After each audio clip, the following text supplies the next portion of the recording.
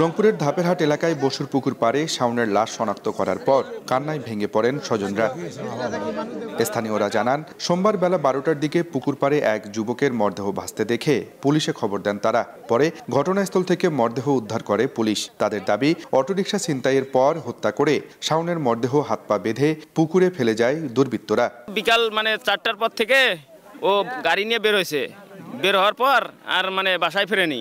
যখন ফোন ধরে না কয় তখন তো আমরা চারুপাকে খোঁজ মোটরসাইকেল নিয়ে নামলাম। এটা ছোট বাচ্চা যা কইতেছে, তোমার দিকে একটা মরি আছে, ওই মাত্র আমি সঙ্গে সঙ্গে আইলাম, আই দেখেতে ঠিকই পুকুরত নামি দেখি ঠ্যাং হাত মাথা একসাথে গোল করে এরকম বান্ধি থোয়া আছে।